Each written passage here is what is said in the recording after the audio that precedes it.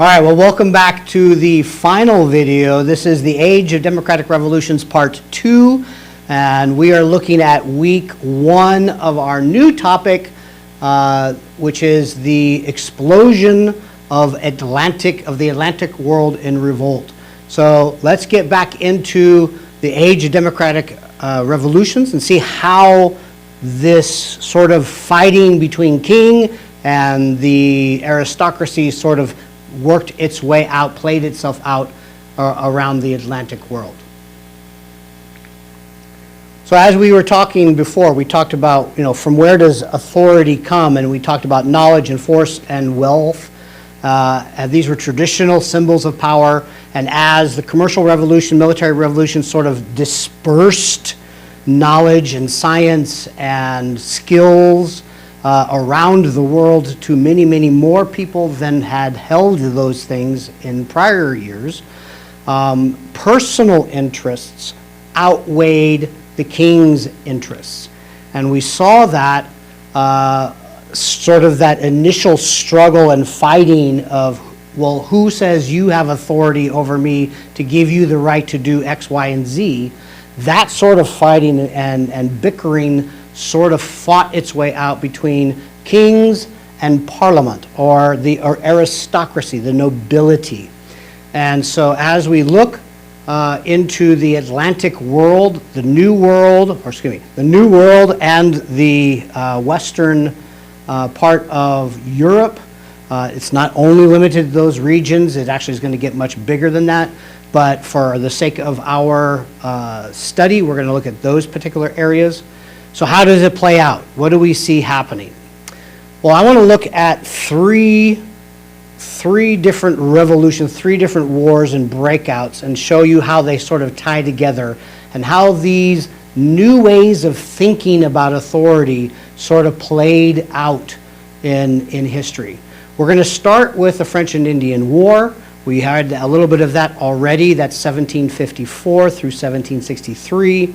The American Revolution, 1775 through 1783, and then the French Revolution that followed on the heels of the American Revolution, 1789 through 1799. Mind you, those in-between years are the developmental part of people sort of rising up and looking at their situation going, you know what, this authority situation isn't working for me. My personal interests are not being taken care of. We need to do something about it. And over a period of a couple years, that we need to do something about it ended up in major revolts.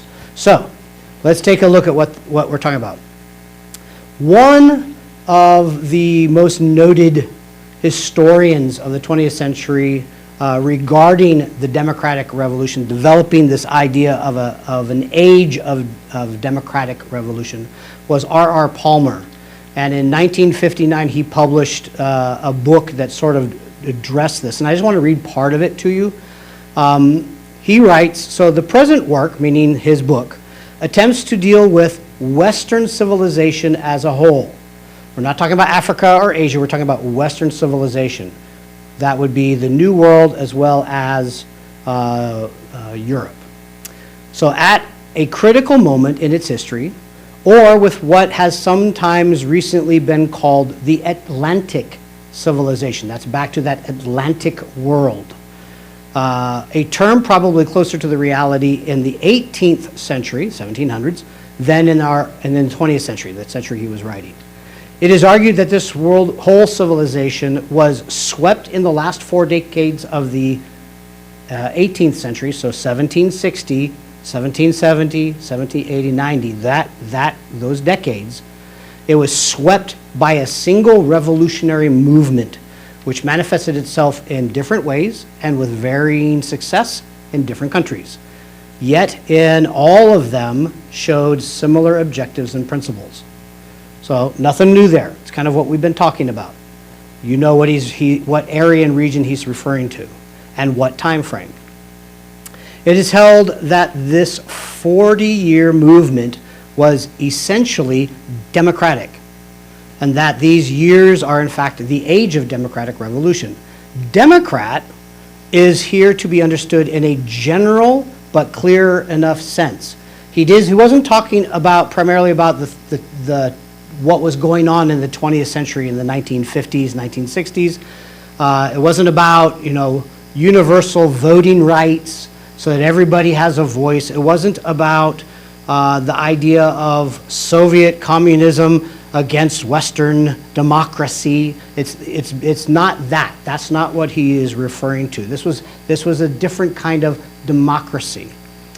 In a way, it signified a new feeling for a kind of equality. That goes back to Locke again, right? Goes back to Rousseau. All men are created equal. Or at least a discomfort with older forms of social stratification and formal ranks. We don't like the way it was before. Serfs down here on the bottom, peasants down here on the bottom, and you had this hierarchy of who had rights and who had privileges and who had liberties. Politically, the 18th century movement was against the possession of government or any public power by any established, here we go, here's those words again, established, privileged, closed, or self-recruiting groups of men. The idea of the priesthood, closed. You were only given certain knowledge if you were in that priesthood, that Roman Catholic priesthood. Everybody else, sorry, you're out of luck. You couldn't get in. It was not that. You were not part of that grouping who held knowledge, who held that authority. It denied that any person could exercise coercive authority simply by his own right, or by right of his status, or by right of history. Just because someone was born the son of a king and rises up to the king, the throne, doesn't mean that they automatically have the right to exercise coercive authority over people. That was not the feeling at this time, either in an old-fashioned sense of custom or inheritance. The democratic revolution emphasized the delegation, the giving, the appointment of authority, and its removability. And who is the one that's going to have that power? Who is the one that's going to be able to delegate, to give, to appoint, and to take away? Well, he goes on, he says, the democratic revolution movement, however, came into play when persons systematically excluded from these bodies. The system, the way we thought of government, automatically, systematically kicked them out, removed them, put a barrier. You could not be this person in authority. When people kind of looked at that and went, they were not content merely with the independence of these bodies as already constituted, attempted to open up the membership, change the basis of authority and representation, reconstitute, there's that constitution again, the constituted bodies, and obtain a wholly new constitution of the state itself. This is going from them having the authority to you having the authority. And that's what is going on. That's the feeling that Palmer is talking about that is dominating the world, at least the Western world, at this time.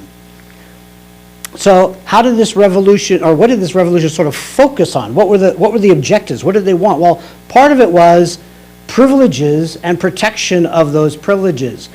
The intermediaries and eventually moving its way down into the lower ranks of society would respond with, you can't just tax us because you say so, King.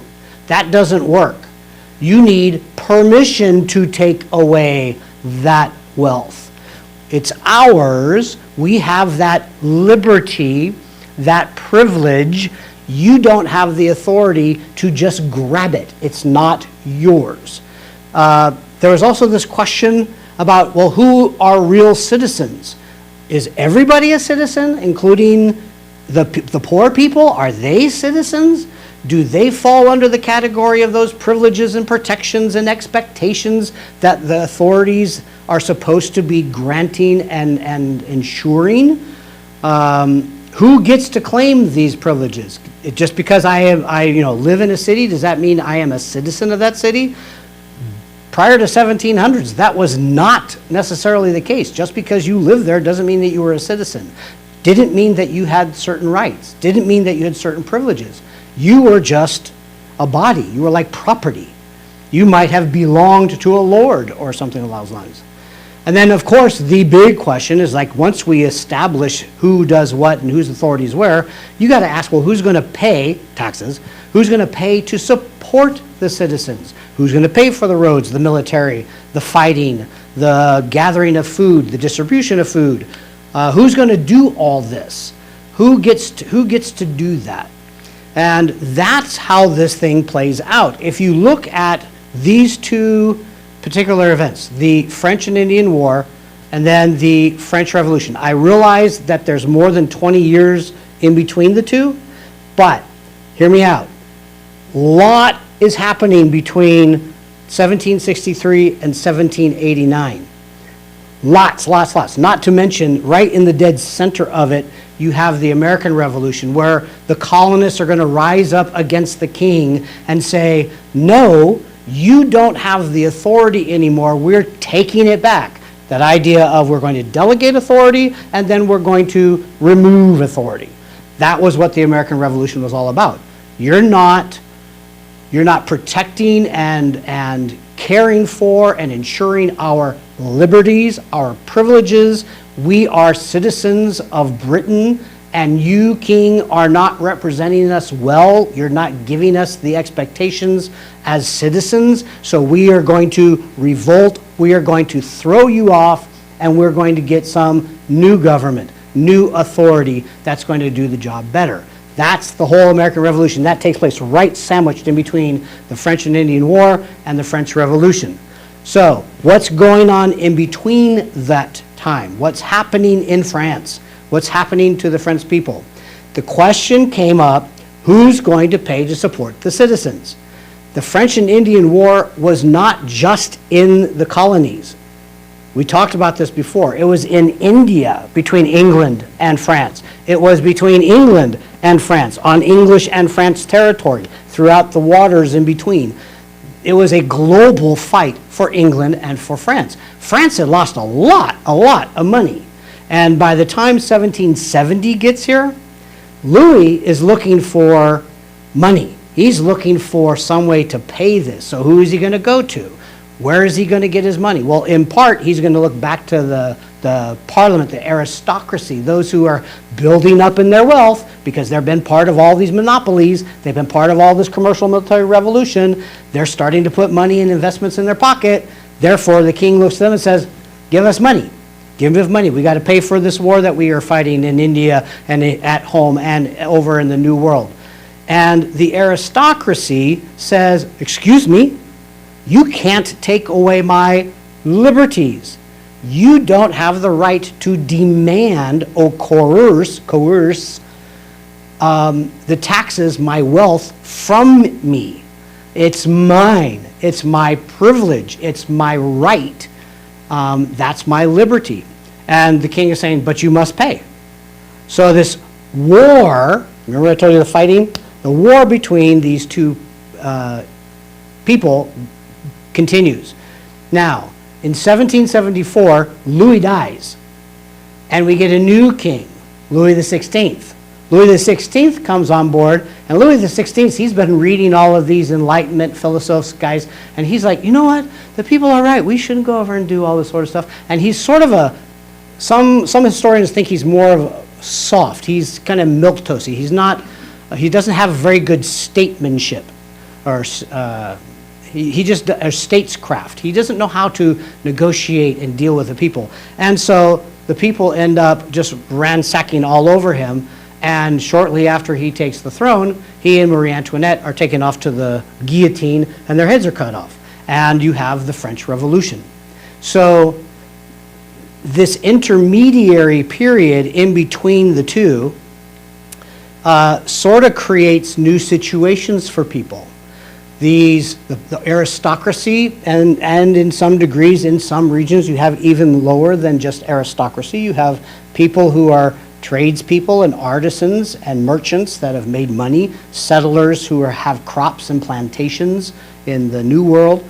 These folks are kind of looking at it going, wait a minute, we are not our liberties are not being protected. The king, the authority, is not doing the job that he's supposed to be doing. And so, what do? We got this problem. Do we have the opportunity to overthrow, to kick out the king? Well, the conversation with Locke, with Montesquieu, with Rousseau, these philosophers who are filling the world and this knowledge, these arguments are being distributed around the world. They're starting to fill people's heads. And the people are going, you know what? You're right. Authority does start with me. I'm the boss. I'm the one that gives away authority or decides not to give it away. The king doesn't hold that. My government shouldn't hold that. They only hold what I give them, what I relinquish to them, and to what I agree to follow. You have this constitution, okay, I agree to live within those confines. I will give up some of my freedoms, some of my liberties, some of my privileges in order for harmony and unity to exist. And hopefully the expectation would be that those laws, that constitution, that government would then protect what liberties I still hold to myself as being mine and uncompromised. That's what's going to happen in the American Revolution and eventually in the French Revolution. And we are going to look at those, or at least the American Revolution, we'll look at those in our next week's session. Have a good week.